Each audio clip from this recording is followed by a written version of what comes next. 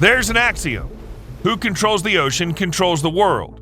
After all, from time immemorial and nowadays, the main trade routes pass through the sea. In the 19th century, England dominated the planet and was called the ruler of the seas. Now, the United States certainly dominates. But is the American Navy the strongest in the world? Is our axiom correct? Let's watch. In this video, we'll talk about the top 5 most powerful navies in the world. The power of a navy is expressed in its ability to project force anywhere on the planet, from displaying the flag, protecting shipping and rescue operations, to organizing direct force on the enemy to completely suppress them. How will we compare fleets to minimize the subjective factor? As a basis, we'll take 2 main criteria: the number of battle pennants and the tonnage of the military fleet. But of course, the total displacement in principle more than adequately reflects the current situation.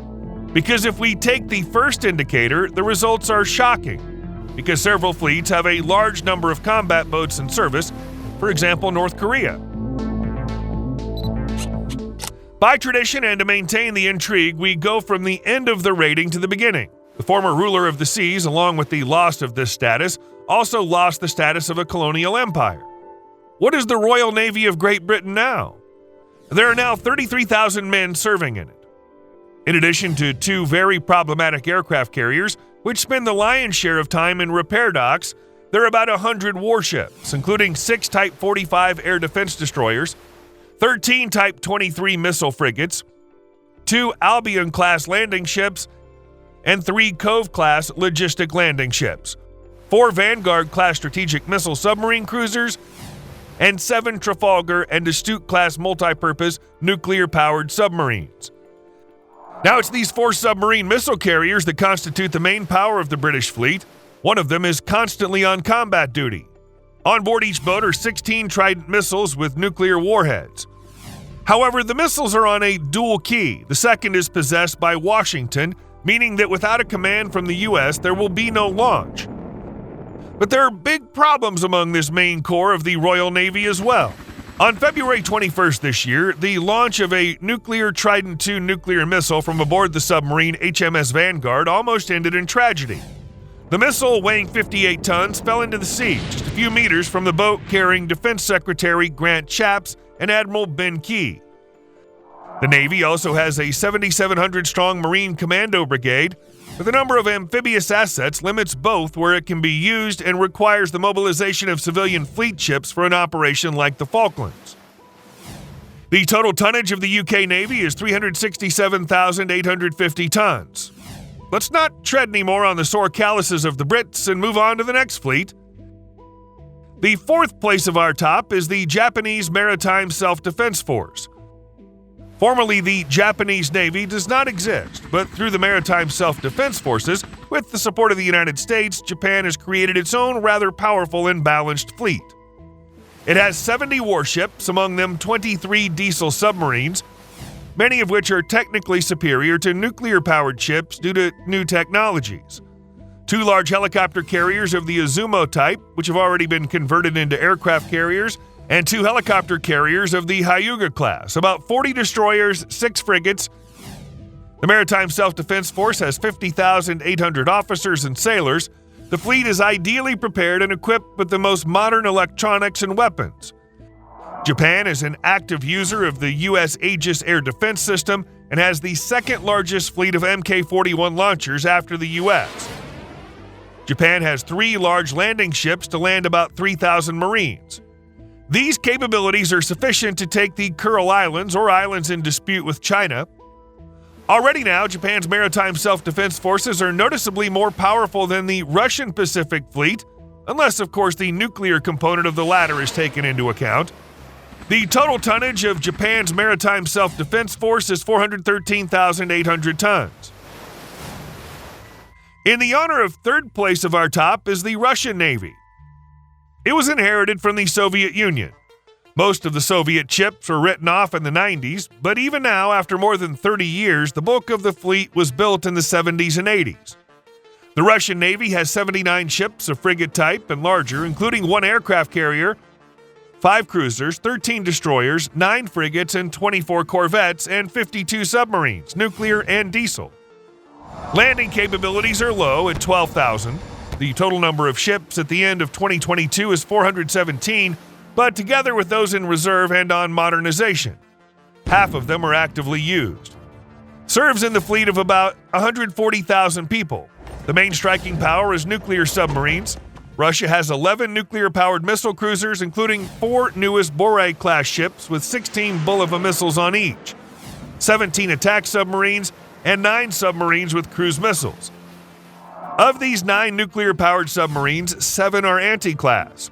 These are the largest attack submarines ever built, designed to attack U.S. aircraft carriers and coastal targets. Russia also has a unique nuclear-powered submarine, the Poseidon Project Belgorod, which has a nuclear torpedo on board capable of attacking the U.S. west and east coasts. In the surface fleet, Russia's emphasizing the development of frigates with hypersonic Zircon missiles, which were recently successfully tested in Ukraine. The deployment of such frigates could significantly boost the power of the Russian Navy. Russia also has the world's most powerful icebreaker fleet and has already begun testing the world's first nuclear-powered military icebreaker. In anticipation of the upcoming battle for the Arctic, this is a serious trump card. The total tonnage of the Russian Navy is 840,000 tons.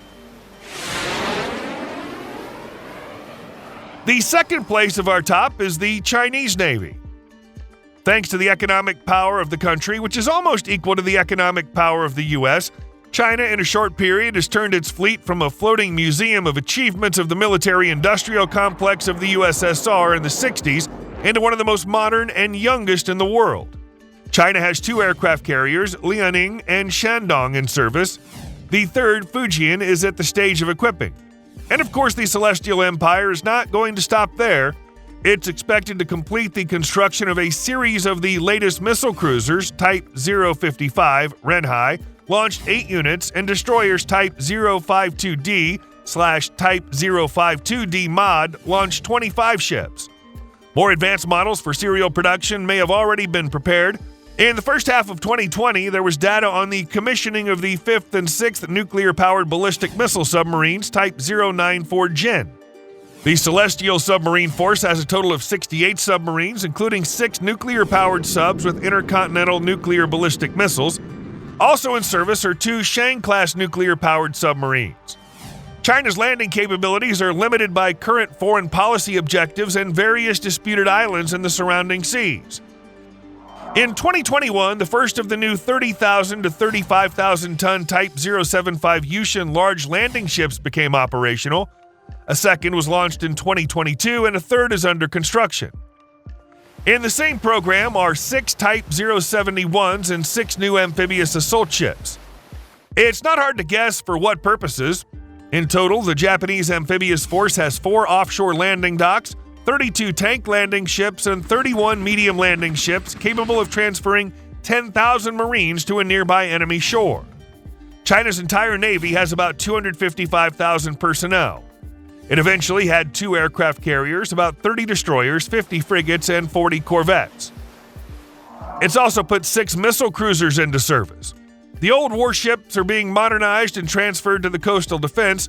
The Chinese Navy ranks first in the world in the number of diesel submarines, missiles, and patrol boats, 100 units each, landing ships. Although much smaller in size compared to the American, the total tonnage of the Chinese Navy is 1.6 million tons.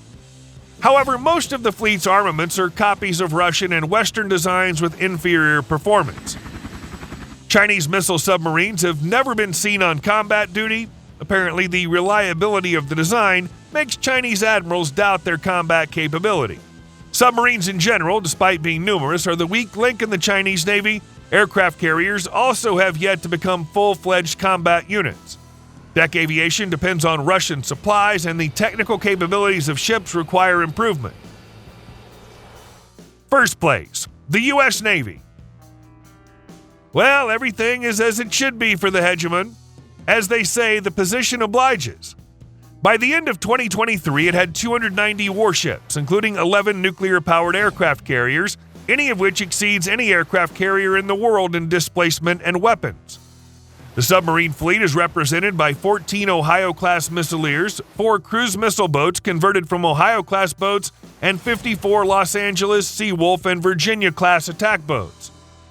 Also in service are 22 guided missile cruisers of the Ticonderoga-class, 68 Arleigh-Burke-class destroyers, 3 new-generation Zumwalt-class destroyers, 7 versatile amphibious dock landing ships of the Wasp-class, and 2 new versatile amphibious landing ships of the America-class.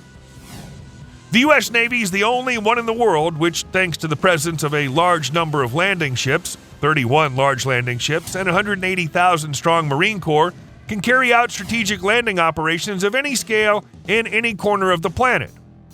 Of these 31 ships, 8 have a displacement of 40,000 tons and are capable of carrying up to 20 fighters, F-35B or Harrier II, with the possibility of vertical landing.